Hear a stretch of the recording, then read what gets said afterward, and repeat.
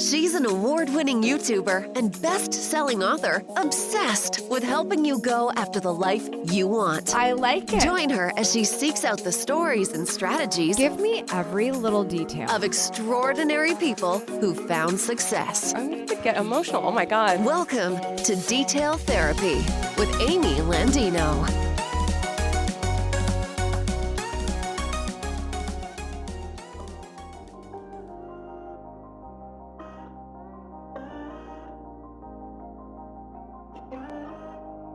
Good morning, good life. Welcome back to Detail Therapy. In this episode, we're getting into the details about mindset mistakes.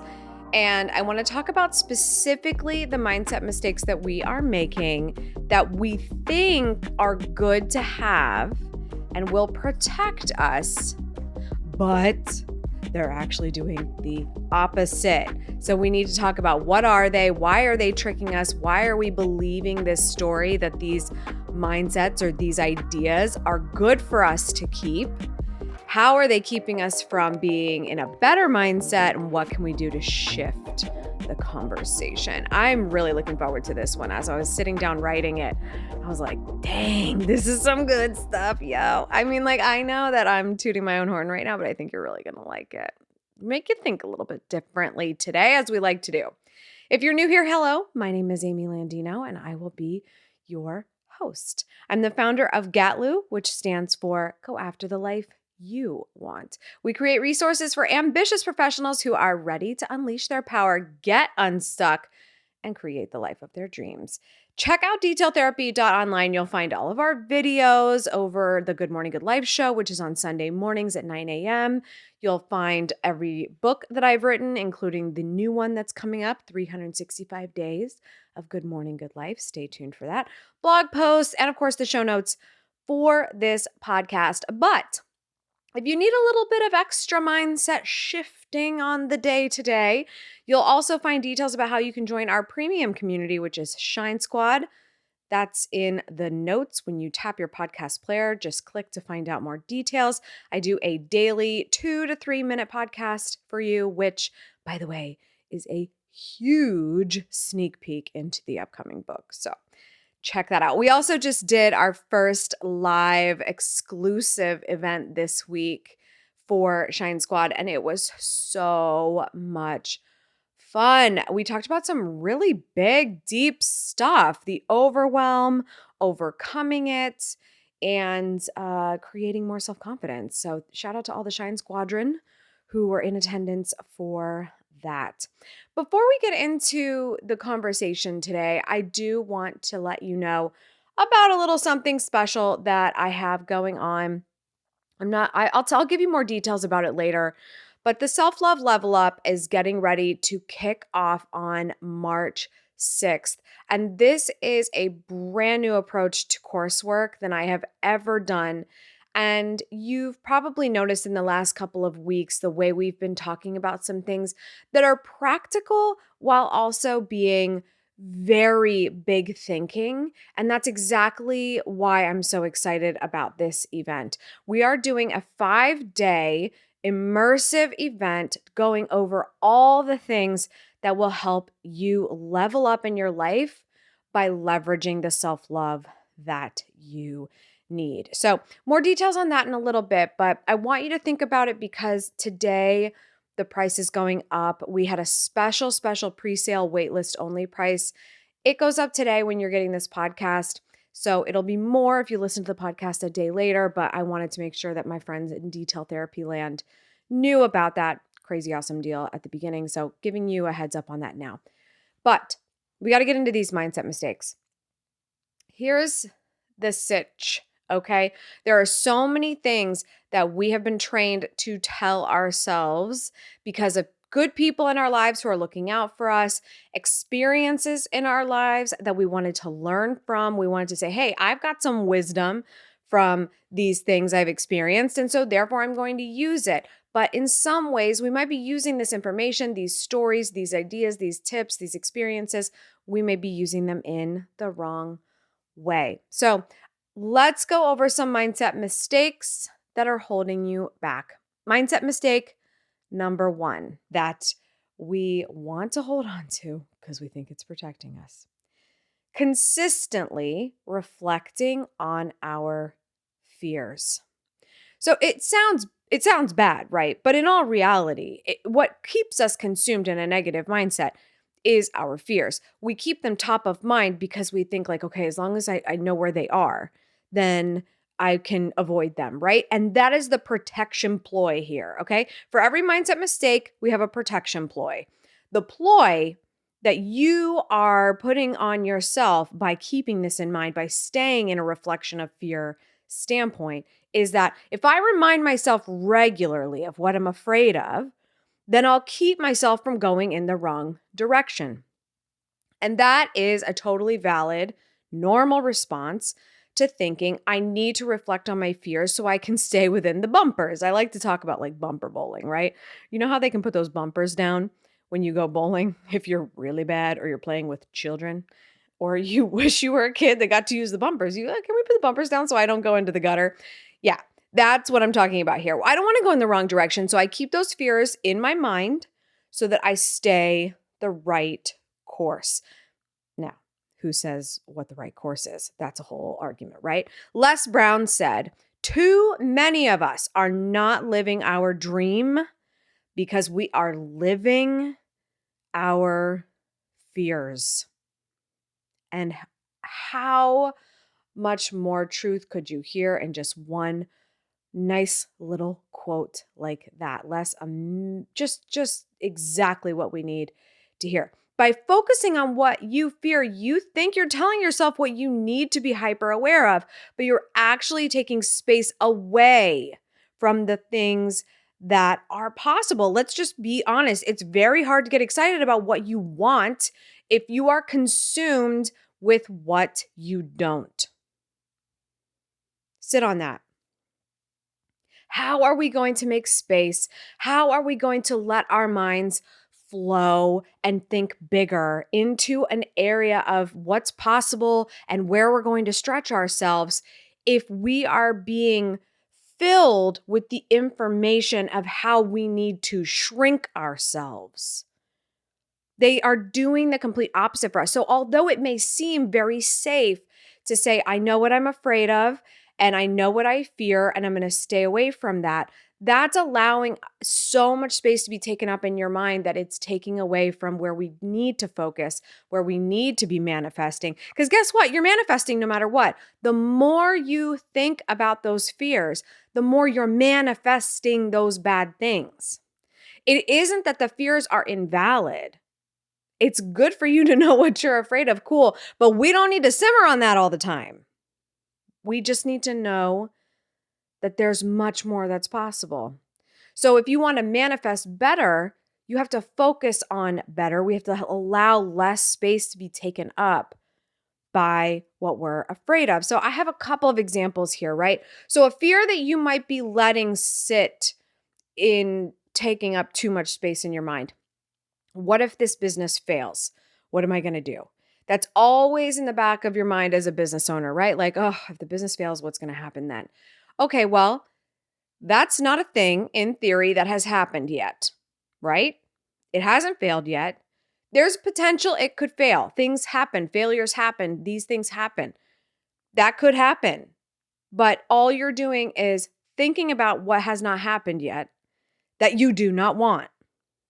So we need to do a self-love switch up, okay? The self-love switch up tactic for this mindset mistake is to catch the thought of the fear and have a new mantra ready. So in this particular example, we're going to say instead, when we catch that thought, what if my business fails? What will I do? Change it up. Okay, we're thank you, thought. You can leave now because I need to make space for something else. My business is always growing and I am always growing with it. How true is that? If you're still in the business is still growing. And no matter what happens to the business, you are always growing with that business. You are learning, you are gleaning more information, you're making more money, you're making more contacts, you're growing, you're doing, you're getting, and all of those things are going to help you in your future. Another example, the fear thought might be something terrible could happen to the ones I love. Something terrible could happen to the ones I love. Yep, you know what? Sure thing. Yeah, that's something to be afraid of because that would suck a lot and it could happen. And I know what that feeling feels like. Something could happen to the one I love and the ultimate could happen, and that would be awful and life-changing and terrible. Instead of sitting on that information, because guess what? We all move on to the next phase at some point. We all do.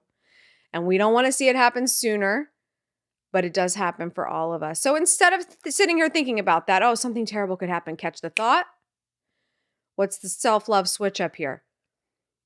I love my husband so much. I'm so grateful to have him every moment of my life.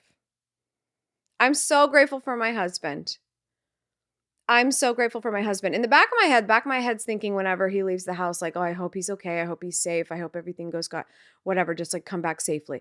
Yes, I can focus on that, but I'm going to focus instead. I'm going to put way more energy in how much gratitude I have for him, how thankful I am, and how excited I am to see him all the time. I am not taking that for granted. What's another example? What if we don't have enough money to pay the bills? Gosh, what happens if we run out? What happens if we don't have enough at the end of the month? Catch the thought, okay? I have a fear that we're not going to have enough to pay the bills, but I don't have space in my head for that because, honey, we need to have money to pay the bills. So what's the self-love switch up? We always have enough. We don't just survive, we thrive. We always have enough. We always have enough. Is the light bill still on? Is the roof still over your head? Are you still connected to the internet right now? We always have enough. We always have enough. We don't just survive, we thrive. And in the case that you're listening to this and that is not true, it doesn't matter. Because again, you are using past experience to speak to your future. Period. You have experienced not having enough. You have experienced not being able to pay a bill. You have experienced a utility being pulled from you or turned off. You have experienced that. That's in your past. You're deciding it's in your future right now.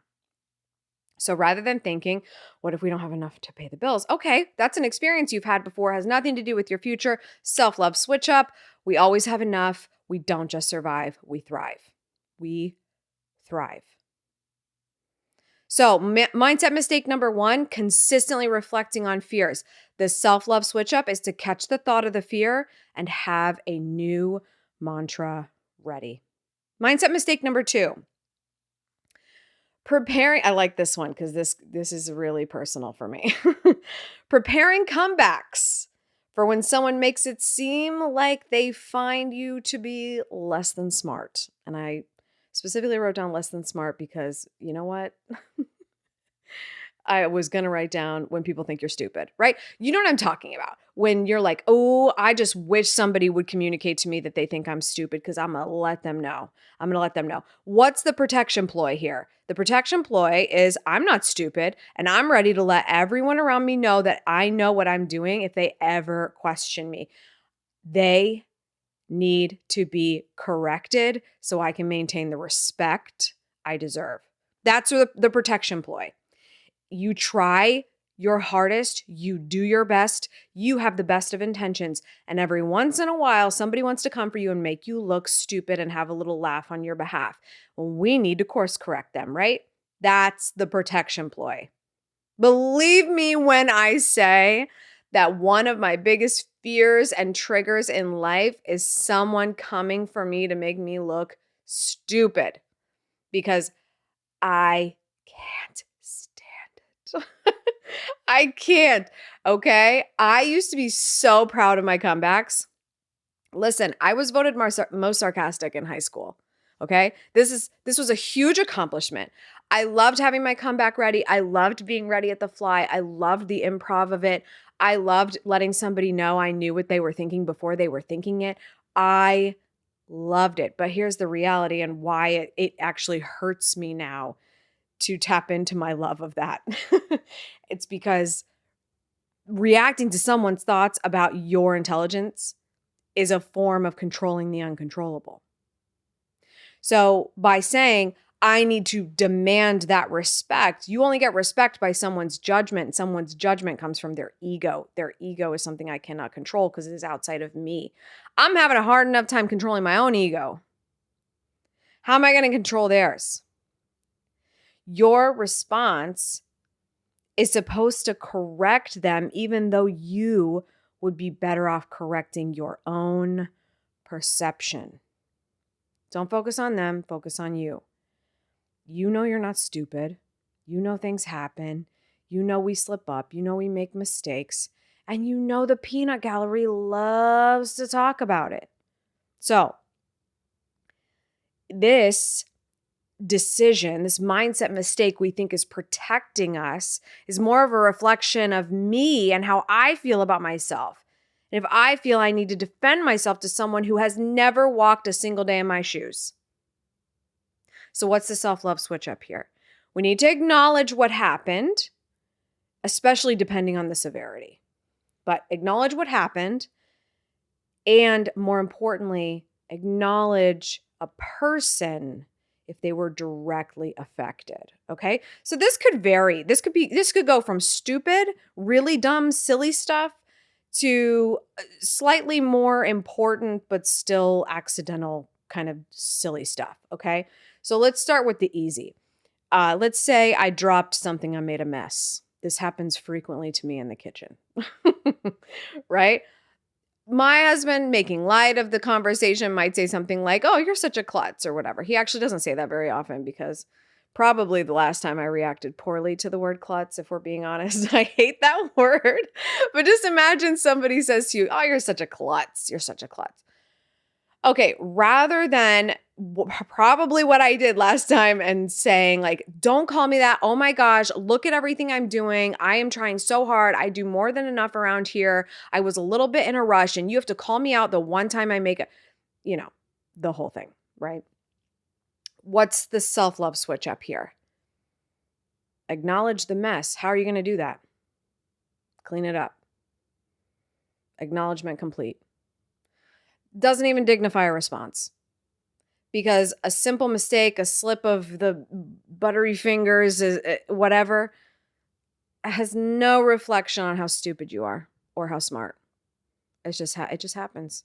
Probably a less than mindful moment because you were doing something and maybe too much at one time. That's me all the time. Acknowledgement complete. Clean up your mess. Look, there's a mess. Hey, look, there's a mess. I made that mess. I'm going to clean it up. Acknowledged. Complete.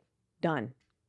Something a little bit more significant. Let's say you get into a fender bender and the person that you rear-ended, because it's your fault, comes out of the car and says, "Didn't you see me? Are you blind?"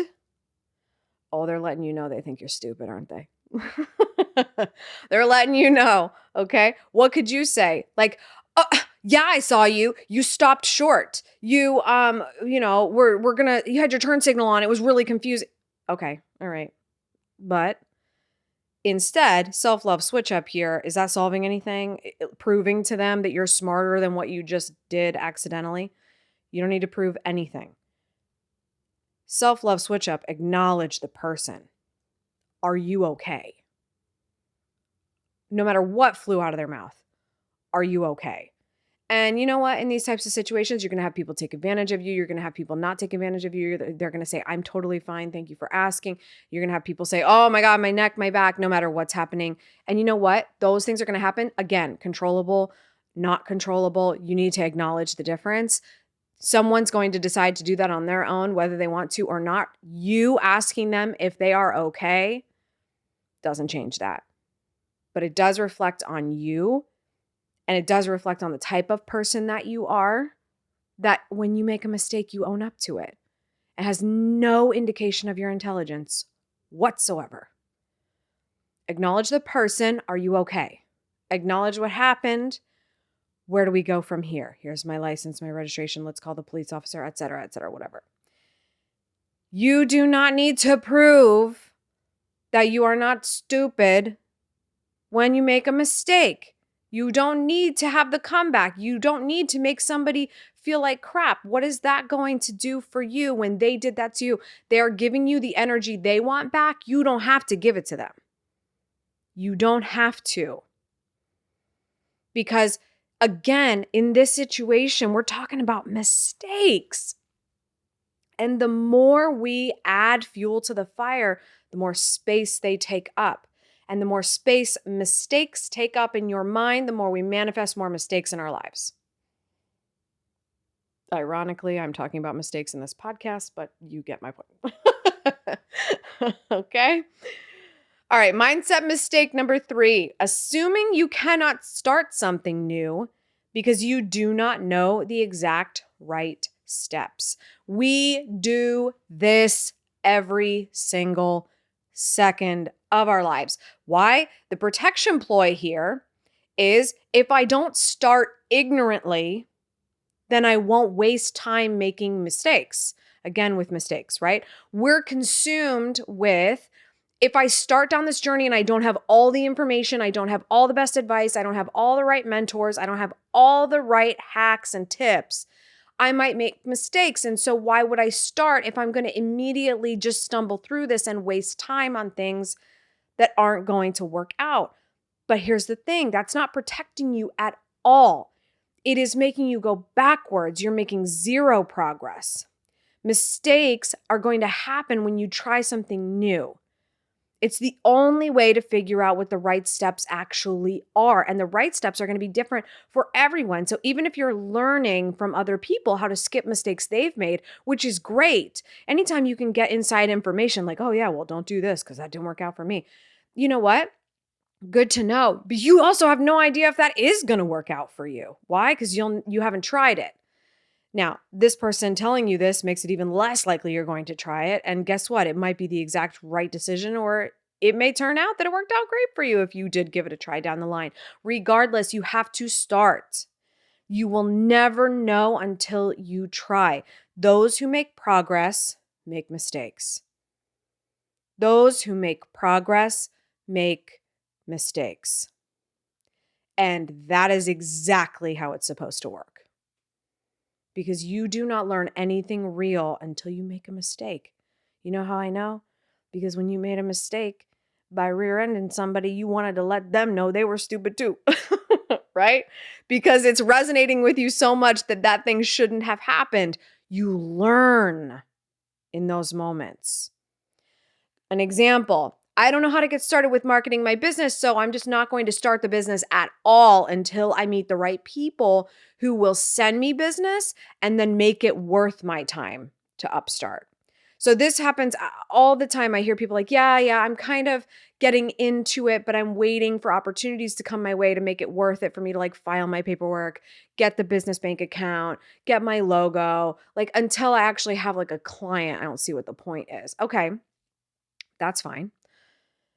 But you're also showing how much you're not taking it seriously. Self-love switch up here.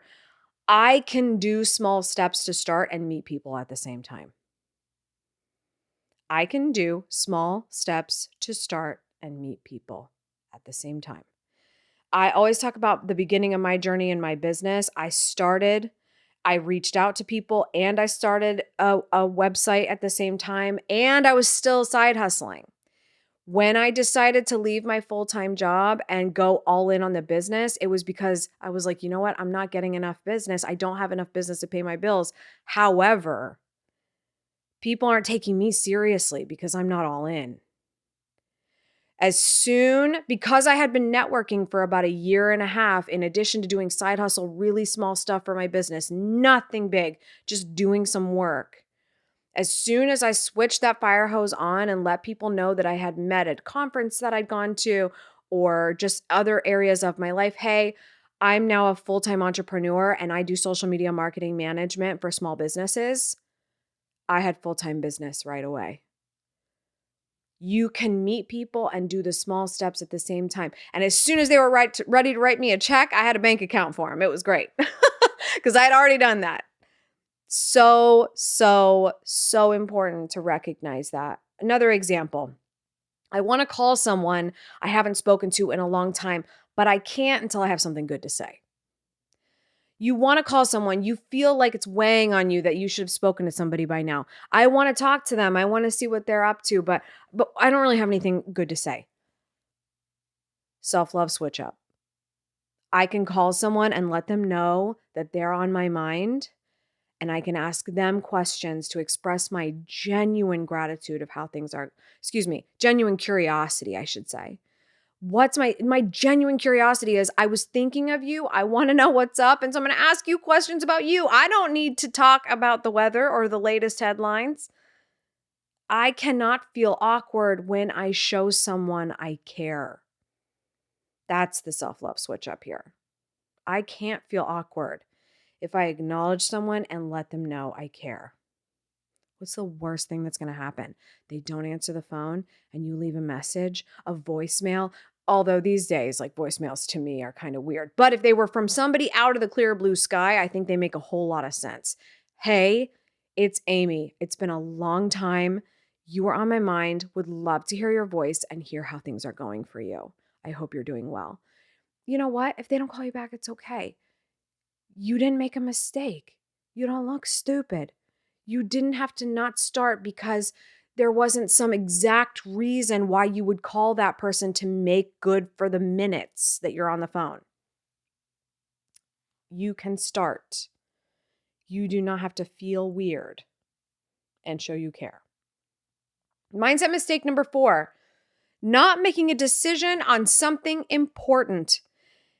Oh, decisions. They're everywhere. But let's talk about the ones about making decisions that are actually important, okay? Not just like, what am I going to wear today? We try not to have too many of those little decisions so we can make room for big decisions, right? Try to make that easier on ourselves.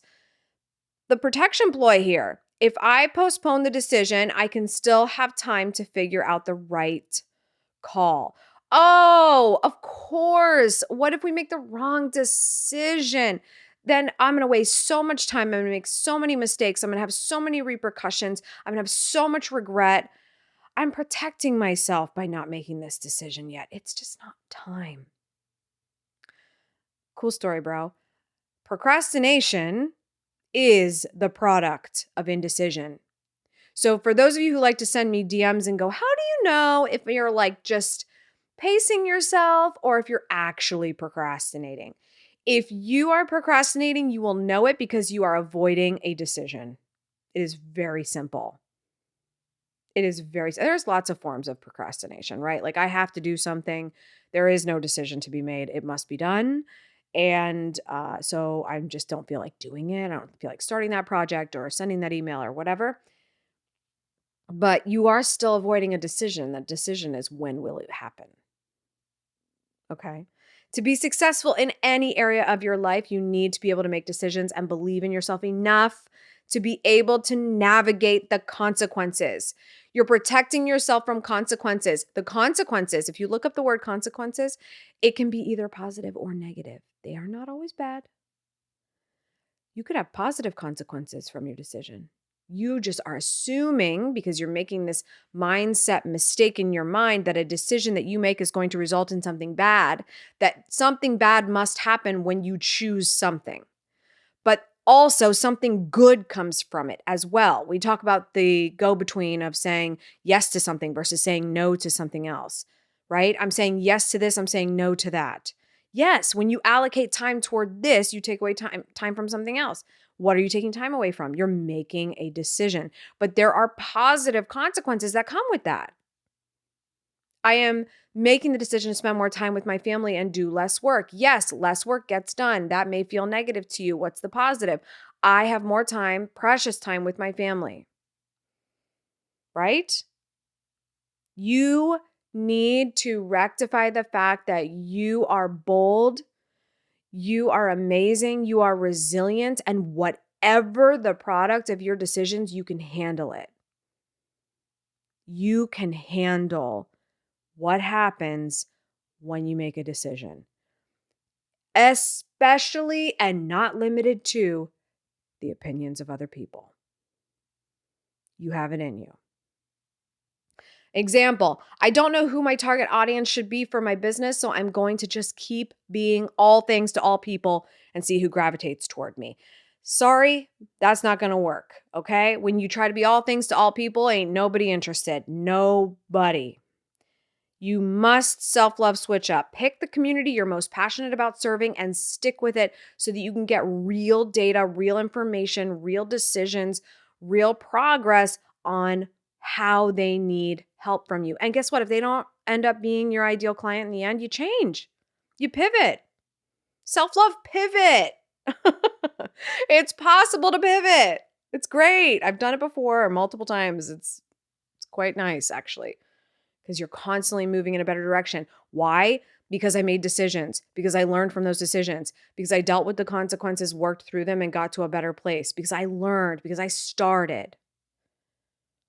Another example, I don't know what kind of workout I should start doing because there are so many options, so many different ways I could go, and I'm going to need to spend money on the right one for me. Self-love switch up. Make the decision, actually do a workout. Pick one, try it, see if you like it. If you don't, pick a different one.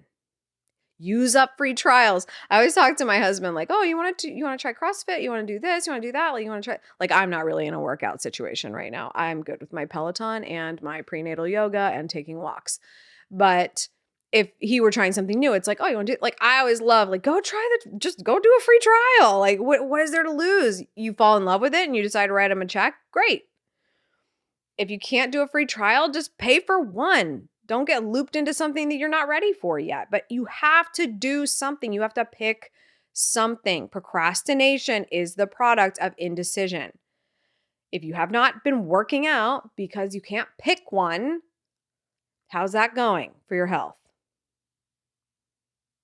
And the fifth and final mindset mistake, or at least for the time we are allotted, there are so many.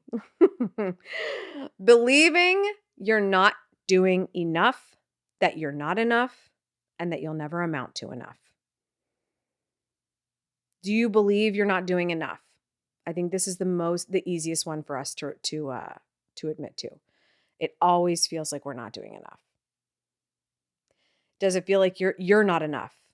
I am not presenting myself in the best way. I am not good enough. I don't have enough experience. I am not where I should be. I'm not at the level I need to be. Do you believe you'll never amount to enough? These beliefs, they don't feel good, but by having them, allowing them to take up space, there is a protection ploy.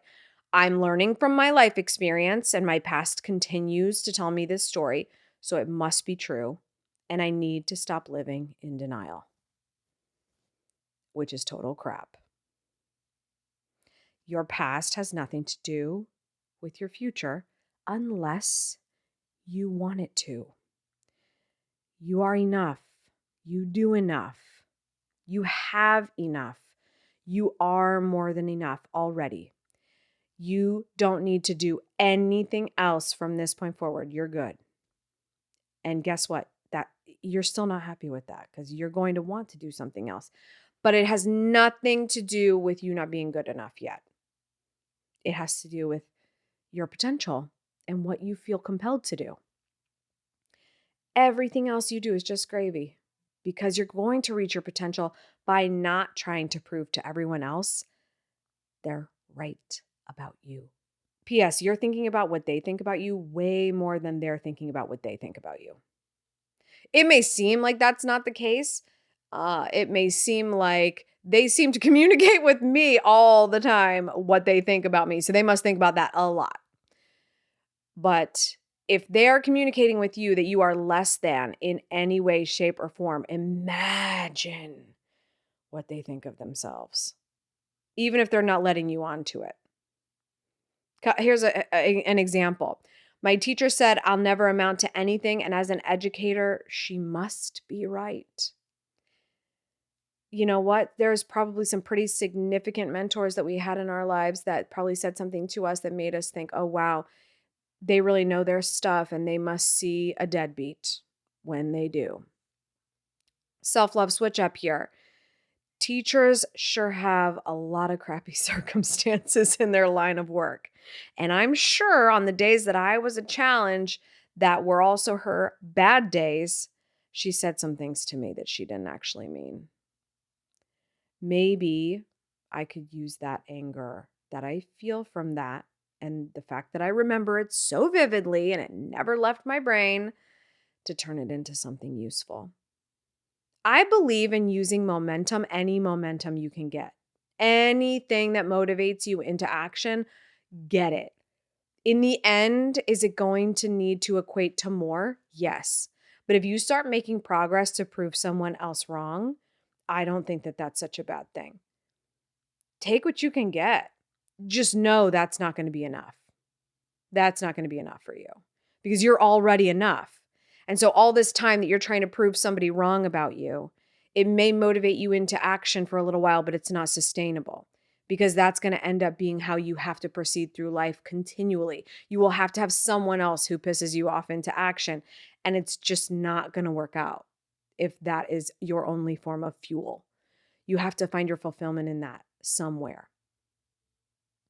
But instead of deciding that that person was right and letting that take up space, change the story. Another example, my significant other said that leaving my job and creating my business is a stupid idea and I need to stay the safe route because I won't be able to handle the challenges that come. Somebody just doesn't believe you have what it takes. Again, it never seems to stop. Self-love switch up here. My significant other wants to believe in me, but they don't have experience in believing in me in this particular area because it's very new and change is hard. I will be a contributor to my family and show that I have what it takes because I believe I have what it takes. And I can only expect from them what is reasonable to ask from them. Ask for their support in that you need to push through, but don't ask for things that are going to be outside of their comfort zone just because you're doing something out of your comfort zone. You can't expect that of them. You can't. But you hope that you are with somebody who does support you how you feel and how you're planning to get to your very best self as soon as you can. So those are some mindset mistakes that are holding you back. Consistently reflecting on your fears. What are we going to do instead? Catch the thought of the fear and have a new mantra ready for it. Preparing comebacks for someone to make it seem like you're not as stupid as they are portraying you to be. What are we going to do instead? Acknowledge what happened, acknowledge the person, and leave it there. Mindset mistake number 3, assuming you cannot start something new because you do not know the exact right steps. What's the switch up here? We are going to have a different point of view and do something. Start. Know you have that capability. Mindset mistake number 4, not making a decision on something important. Self-love switch up. Make the decision. Make the decision. Mindset mistake number 5, believing you're not enough. Self-love switch up. Knowing you already are enough. That's a lot to unpack in one little podcast. A lot to unpack there, which is why I am so excited about diving into the Self-Love Level Up course very, very soon.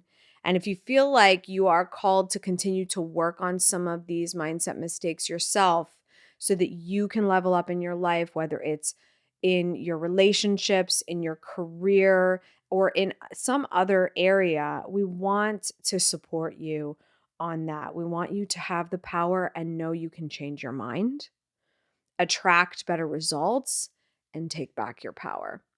So throughout this time, each module is going to focus on something different. The first day, we're going to talk about releasing the past. The second, we'll discuss building better boundaries. I think boundaries are very helpful and they don't have to be verbal all the time. Sometimes they are energetic. On day 3, we'll talk about diving into decisions. So if you're still struggling with the idea of, okay, I get it, self-love switch up, I need to just make the decision, but which decision do I make? Let's talk about that.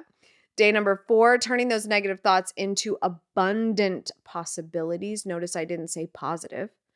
I said abundant, and there's a reason for that. And on the final day, what does it really take to do all of those things and attract the life you want? We'll be including journal prompts and some workbook assignments so that you can unpack this.